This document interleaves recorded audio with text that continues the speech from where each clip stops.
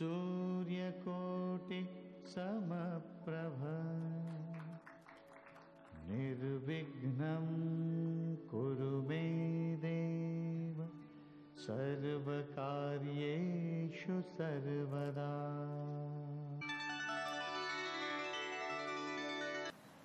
Well, thank you very much for having invited me to associate with not the launch really, the expansion of your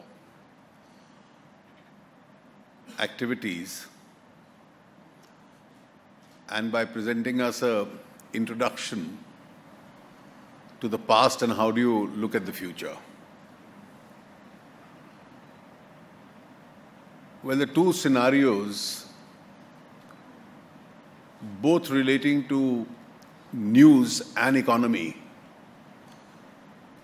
are undergoing a fundamental change.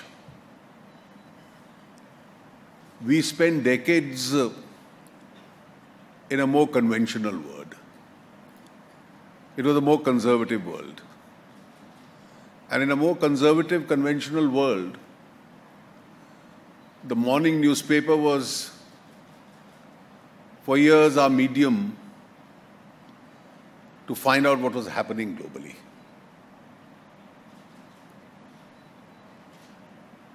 For some reason, I have never been able to understand that when television entered the world somewhere in the late 40s, we delayed its entry into our country by more than 2 decades.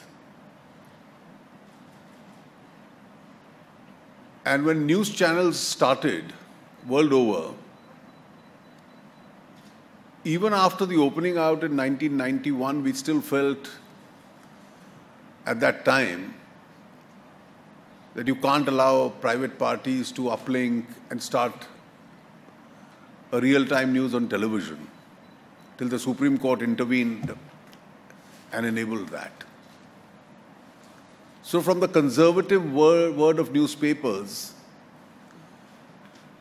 it was possible to have news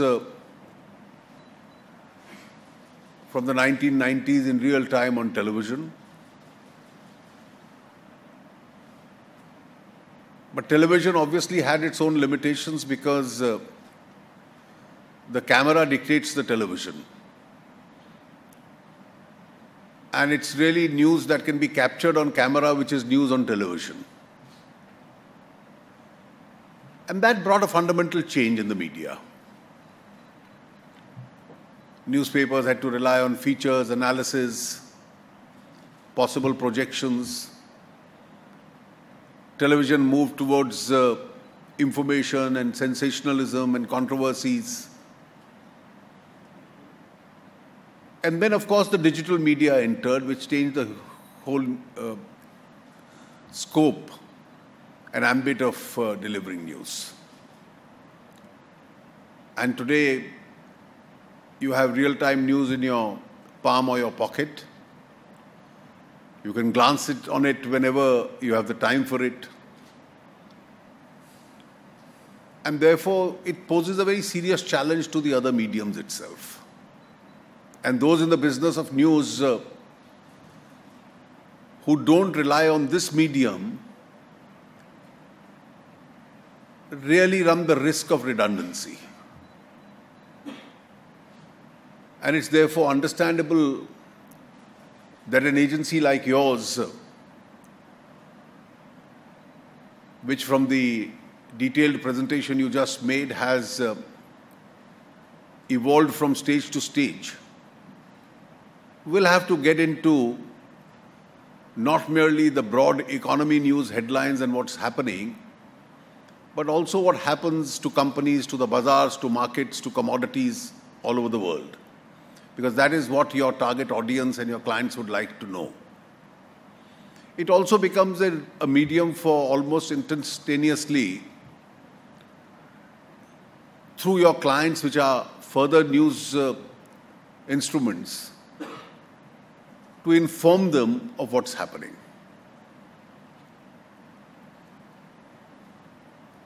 The second change which converges into your activity, of course, is the importance of commercial and economic news, business news. And that has now started dominating news itself amongst policymakers, lawmakers, those who don't keep themselves acquainted with the day-to-day, minute-to-minute developments and global developments will run the risk of becoming obsolete in their own ideas. And therefore, today it's not merely political news, but also news relating to the economy, because it impacts on the quality of life of people, that has acquired the center stage itself. And your job in this agency is to keep up with these two trending trends in the world of economy and in the world of news itself. And of course, there is always a haste to beat the deadline, and that's when inaccuracies also occur. Some amount of assessment masquerades as news, and that also has its own impact, but then people use their own discretion to separate chalk and cheese and absorb to the extent to which they could. There is a segment which is interested in market news very intensely. And even those who are not participants have a glance at it because they believe it gives them an assessment about the health of the economy.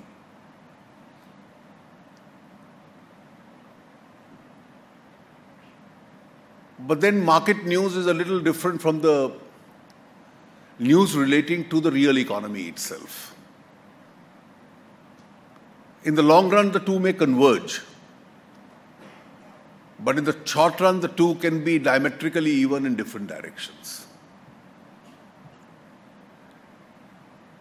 And it is our effort as policymakers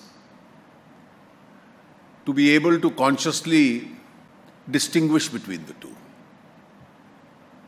I've always believed that in today's world, for any policymaker dealing with economy, there is going to be no easy day. Global developments move at such a rapid pace and are so integrated to each other that developments in one part of the world itself can have impact on markets across the world.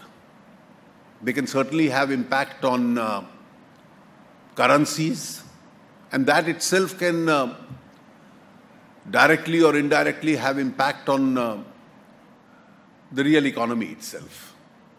So even though there is a somewhat integration between the two, our role as policymakers, therefore, is essentially to concentrate on the real economy, because if we can strengthen that, then obviously you can discharge your responsibility to the people that you seek to serve, and also to the population of the investors in general. It's only that long-term sustainable real economy that will give them the earnings that they seek to get from the market itself. And it has been our effort really to guide the policy as far as the country's economy is concerned in that specific direction. I can't say that the global turmoil doesn't affect us. It has all kinds of impacts. It impacts certainly the markets, and markets impact the sentiments. It impacts currencies. That can increase the value of debt. It can increase those burdens. It can also, external factors can also impact on certain segments of the economy. Steel currently has been impacted by external segments. It can also impact on exports if there is a global slowdown. And therefore, there is an inherent connection between them. But in case we are able to sustain, and that's the policy of the government at present, our own essentials of the economy in a sound direction, then our ability to withstand these global pressures is much stronger. And therefore, over the last 16 months, the effort has been, we open out the economy in most sectors, you ease in your processes of doing business, you create an environment of competitiveness between the states, and that's something which seems to be effectively happening in India. Thereafter, you remove discretions to the extent possible. That helps in cleaning up the system. So whether it is discretions in matters of allowing foreign investment through the FIPB or environment, or discretions in the matter of allocation of natural resources, the element of subjectivity must go, and you try and become as objective as possible. So there are today virtually every natural resource distributed by the government depends on a market mechanism. And then you start looking at segments which are impacted today and which were the cause of the slowdown that occurred in India. We must also be realistic. And the reality in India today is that foreign investment has increased. We've consciously tried to increase public investment. But because private sector had overstressed itself, built up surplus capacities, it'll still take some time for them to recover and start making the investments, at least in some of the sectors. Well, there are some other sectors where they are moving in a big way. Ordinarily, it is the private sector in an economy like ours which leads the government. But then at times you come across challenges where governments have to lead. And today is one such time that we are passing through. And therefore, sectors like infrastructure, large projects, railways, highways, rural roads, these are all sectors where you need to put in a lot of government money.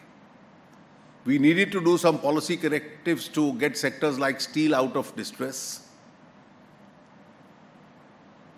We have to work in tandem with the states to make sure that the challenge with regard to the state discoms, which is impacting on the power sector itself, is resolved. And certainly, since we've not had the benefit of good monsoon for 2 consecutive years, it's also now thrown up a realization that you need to have a serious investment besides infrastructure in irrigation. And while doing that, you have to be conscious of 2 further factors. The first is that you don't throw to the wind any form of fiscal discipline. And therefore, we carved out a roadmap to move towards a 3% fiscal deficit. We drew a red line of 3.9% for this year. I am confident we will be able to maintain it with all these additional expenditures. At least in the indirect taxes, our buoyancy has been very good. We've also resorted to certain additional revenue measures. Our growth rates are fairly satisfying, but they are something which we are seeking to better upon. Merely being told by the world that we are amongst the fastest growing larger economies is still not enough to satisfy us. And therefore, we'd be extremely keen to see that the 7.3% of last year, if it could be bettered this year significantly. Our current account deficit would be well under control. We've also been able to use the regime created by the low commodity and oil prices to our advantage, and therefore inflation is under control today. And with these factors, we now look at an economy which can certainly grow faster, and an economy where even private sector, once the necessary changes further come about, will be in a position to perform much better. Untangling tax disputes of the past was a serious challenge. It impacted adversely on our credibilities. And therefore, a large number of them have been resolved, and I'm anxiously looking forward for many others to be resolved. Both in the field of direct taxes and indirect taxes, we have a large roadmap over the next few years. I've already announced in the budget this year that the corporate tax has to be brought down to 25%. That makes us globally very, very competitive in tax rates. I'm sure politics of obstructionism will not indefinitely succeed in delaying the GST in the upper house. The obstructionists will see sense and reason sooner than later. We are also equally concerned about those segments of the society which at times feel left out, and therefore the whole program of social security in terms of financial inclusion, in terms of insurances, pensions, and now the new Mudra scheme, which can be a game changer for the lower belly of 25% of the Indian society, whom otherwise the job structures are also not able to involve. And I see this scheme for these segments over the next few years as a very key game changer. If we proceed in the direction of the reforms which are being carried out, we move consistently and surely in one direction, which I have elaborated and which the Honourable Prime Minister has been taking pains to explain to the rest of the world.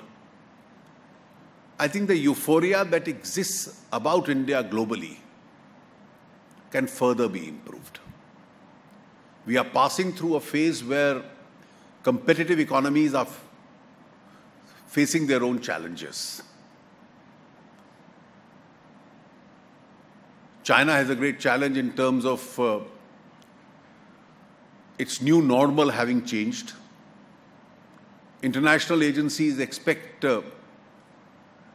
that even that new normal will be difficult to realize. And therefore, not being impacted too adversely by the developments in China or by the current price regime of commodities and oil. In fact, it going to our advantage. I said today that low oil and commodity prices effectively means transfer of wealth from the producing to the consuming countries. And India as a consuming country stands to benefit from that regime. And therefore, if we are able to move in this direction, our ability to strengthen our real economy can significantly improve. And once we are able to strengthen the real economy, I think there's a lot of work you'll have to do, because it's not merely government policy that you report, it's corporate news that you report. And it's exciting developments that will happen on the commodities or the stock exchanges that you will have to report.